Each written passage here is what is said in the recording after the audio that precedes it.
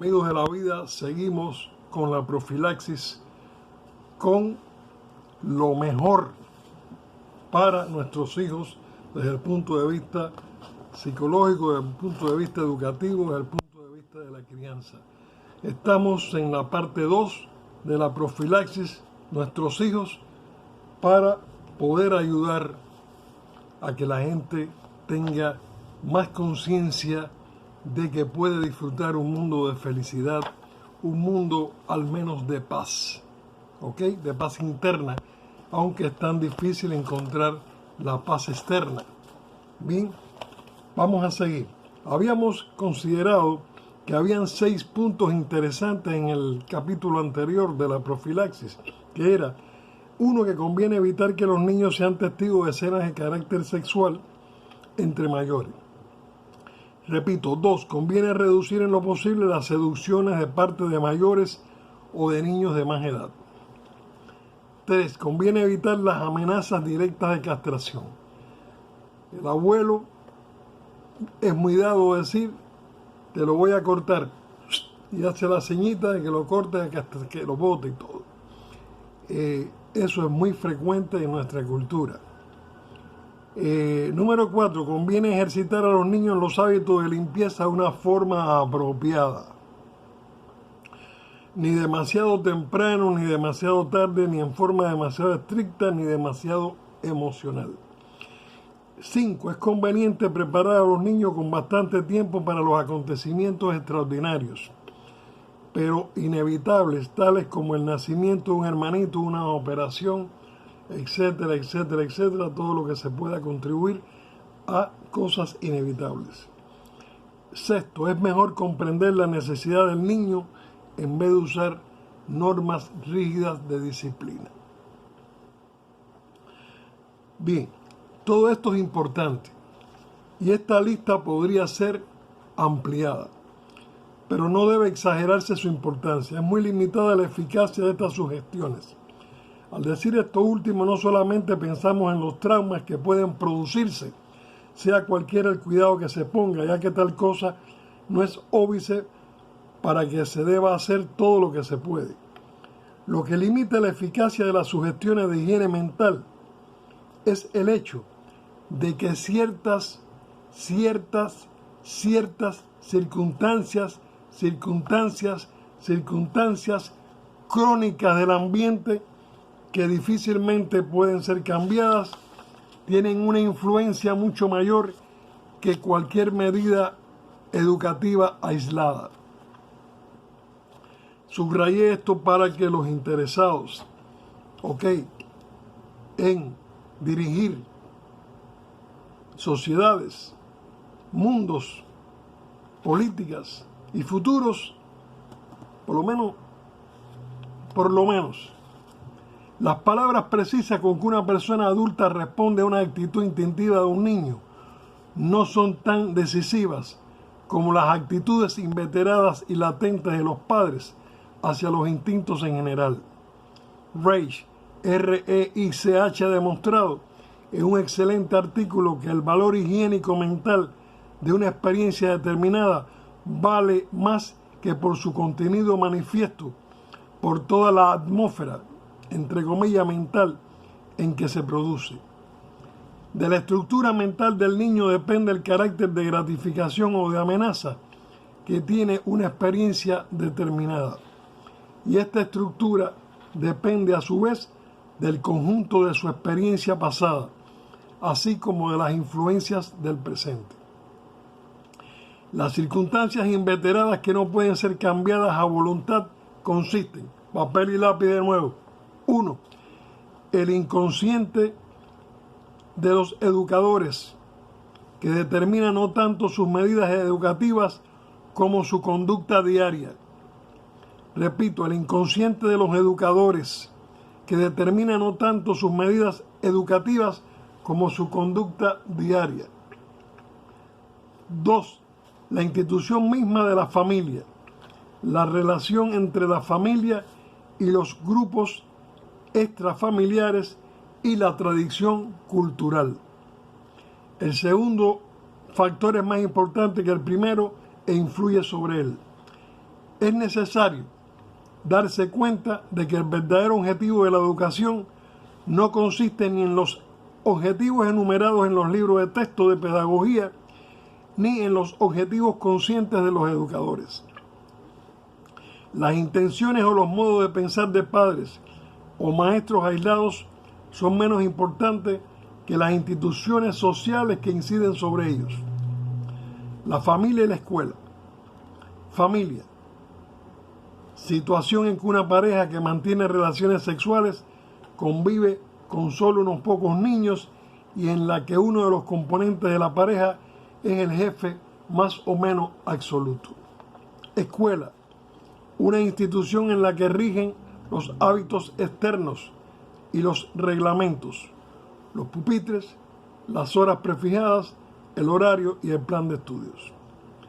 La educación progresista, entre comillas, en su intento de evitar los errores de la época anterior, con el propósito de evitar las frustraciones, se ha ido algunas veces al extremo opuesto y ha quedado con ello no menos sometida a las fuerzas sociales que la educación autoritaria.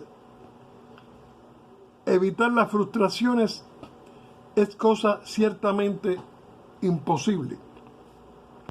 Fatalmente las trae consigo la vida real y por ello una infancia artificialmente protegida constituye una forma muy pobre de preparación para afrontarla. Cuando más se evitan las primeras frustraciones, tanto más sucederá que las frustraciones leves tendrán el mismo efecto que tienen las frustraciones intensas en las personas educadas normalmente. La tendencia de los educadores a ser invariablemente genitales, entre comillas, provoca ulteriormente las consecuencias siguientes. En primer lugar, el niño se forma la impresión de que la agresividad es una cosa terriblemente prohibida. Cada vez que se siente agresivo, se ve obligado a reprimirlo. Y la suavidad de la conducta externa engendra por dentro una mayor severidad del superyo, por lo menos severidad con respecto a la agresividad, hasta el punto de que el niño puede llegar a anhelar, a guisa de alivio, una severa autoridad exterior. En segundo lugar, los padres tienen que reprimir a su vez la agresividad propia, la cual da lugar, por cierto, a que ésta se manifieste en una forma y con una intensidad indeseadas. La educación moderna sostiene a menudo el concepto de que la agresividad es mala. No sabemos qué es lo bueno y qué es lo malo. Lo que sí sabemos es que la agresividad es necesaria en la vida, en muchas ocasiones, y que la persona que no es capaz de hacer uso de ella está en una situación de desventaja no menor que la de aquella que ha perdido su capacidad sexual. No hay duda de que un cambio artificial de educación que afecte a unos pocos niños no puede evitarles conflictos graves. Más bien sucede lo contrario. Tarde o temprano, estos niños se verán empujados a un conflicto más grave, porque en todas partes oirán lo contrario de lo que se les enseña en su casa o en su escuela particular. De ahí que la higiene mental puede aconsejar en casos individuales, pero es bastante impotente cuando se enfrenta con problemas del público en general. Los medios y objetivos de la educación no son prescritos por analistas, sino que son el resultado de las condiciones sociales presentes y pasadas, y se han ido configurando en forma autónoma a través de diversas circunstancias históricas y conflictos sociales. El proceso social no solo prescribe en qué medida se permiten las exigencias instintivas del niño y en qué medida deben ser reprimidas, sino también las formas de aplicación de las frustraciones prescritas y la forma en que el niño está obligado a reaccionar a ellas. La psicología comparada de la educación es un dominio científico nuevo de la mayor importancia práctica, sobre el que no podemos extendernos y menos aún tratarlo todo lo que se debe. Las neurosis no se deben a una fatalidad biológica, como es el hecho de envejecer, ni obedecen a un determinismo puramente biológico como sucede en la leucemia. Es cierto que el desvalimiento del ser humano en el momento de nacer y la estructuración del yo organizado como diferenciación del ello son prerequisitos de las neurosis. Pero no son las causas de la neurosis más allá de lo que podría ser la existencia del estómago, la causa de las enfermedades de este órgano. Ni se halla tampoco una neurosis bajo la influencia de las condiciones sociales, tal como es el caso de la tuberculosis, donde el alojamiento y la dieta son factores que pueden decidir el curso de esa enfermedad. La neurosis es una enfermedad social. La neurosis es una enfermedad social. La neurosis es una enfermedad social en un sentido mucho más estricto. Si bien las exigencias que han sido reprimidas constituyen fuerzas biológicas, y aún esto solamente en última instancia, el hecho mismo de que hayan de ser reprimidas se debe a la presión del medio social. La necesidad de las defensas patógenas no deriva de las privaciones inherentes a la deficiencia de la infancia, sino de la que los padres y educadores imponen al niño de viva voz o por influencia del propio comportamiento. Estas medidas educativas constituyen una vez más exigencias de la civilización hostiles a las gratificaciones instintivas. Y son las exigencias de la civilización actual, con todas las manifestaciones de la época, las que hacen al neurótico de hoy. Hasta dónde alcanza nuestro conocimiento, otras civilizaciones también han producido neurosis, pero estas diferían de las neurosis de hoy por cuanto eran diferentes las privaciones que exigían otras civilizaciones y otros los tipos de reacción que se imponían frente a esas privaciones. Muchas formas de reacción que hoy figuran bajo el nombre de neurosis obsesivas son normales e institucionalizadas en otras civilizaciones. Y una neurosis demoníaca del siglo XVII, tal como la que fue objeto de un estudio de Freud, no encajaría en ningún casillero diagnóstico del presente. Nos es dado observar en efecto cómo se modifican los cuadros clínicos de neurosis paralelamente a los cambios que se operan en la sociedad.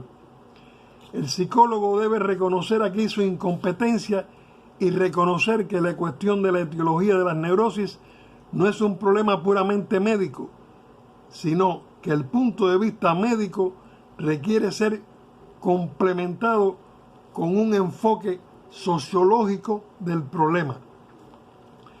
Las neurosis son el resultado de medidas educacionales desfavorables, de causa social que corresponden a un determinado medio social, producto de un proceso histórico, y son necesarias para dicho medio. No pueden ser cambiadas sin un cambio correspondiente en el medio social. No pueden ser cambiadas, repito, sin un cambio correspondiente en el medio social. Cuando una sociedad se hace inestable, llena de tendencias contradictorias, convirtiéndose en escenario de luchas entre las partes que la constituyen, solo la fuerza del poder determina cómo y hacia qué objetivos será dirigida la educación. Repito, cuando una sociedad se hace inestable, llena de tendencias contradictorias, convirtiéndose en escenario de luchas entre las partes que la constituyen, solo la fuerza del poder determina cómo y hacia qué objetivos será dirigida la educación.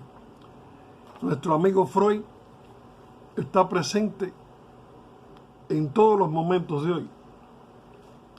La inestabilidad y las contradicciones de una sociedad se reflejan en su educación y más tarde en las neurosis de los individuos así educados. Es muy grande la tentación de una digresión en forma de incursión en la sociología de la educación y de la moral. Pero nosotros no haremos más que ilustrar con dos ejemplos sencillos lo que llevamos dicho. La autoestima de una persona, así como el contenido y el grado de sus defensas, depende de sus ideales. Y los ideales se van creando más que por enseñanza directa, por el espíritu general de la vida que rodea al niño durante su desarrollo. Una sociedad autoritaria deberá promover en los niños la disposición a la obediencia como miembros de la sociedad, inculcándoles la idea característica de toda autoridad, las promesas condicionales. Si obedeces y te sometes, recibirás una participación real o imaginaria en el poder y la protección. Una sociedad democrática estimula los ideales de independencia, autorresponsabilidad y control activo. En aquellas sociedades en que se hallan en lucha movimientos autoritarios y democráticos, serán contradictorios también los ideales. El niño aprende que debe someterse y obedecer para conseguir todo aquello que necesita, pero al mismo tiempo se le dice: debes valerte por ti mismo. Históricamente, el tipo autoritario de ideal no tuvo oposición durante el feudalismo.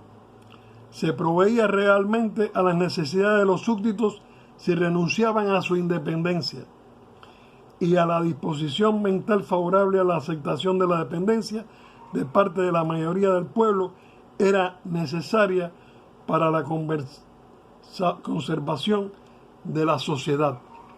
Hasta aquí hagamos un final, amigos de la vida, en este más que interesante mundo de las recomendaciones del psicoanálisis con respecto a la educación de los niños. Bien, no olvidemos las cuestiones importantes que yo he tratado de recalcar, que he tratado de precisar. Debemos no solo de abrir los ojos, debemos abrir la mente, el cerebro, el corazón, para que esto de nuestros hijos, ¿ok?, esto de la salud mental de nuestros hijos sea tomado en cuenta, sea analizado, y veamos que todos participamos en esta labor. Todos, desde la más alta estructura, pudiéramos decir, y jerárquica de autoridad, hasta el padre y el educador, y todos los que componemos y somos miembros de cada uno de una sociedad o civilización. Amigos de la vida, seguimos paso a paso, disciplinadamente apurados, tratando de poder extraer de la herramienta del psicoanálisis lo más sabio para poder tener salud mental, o al menos una paz merecida.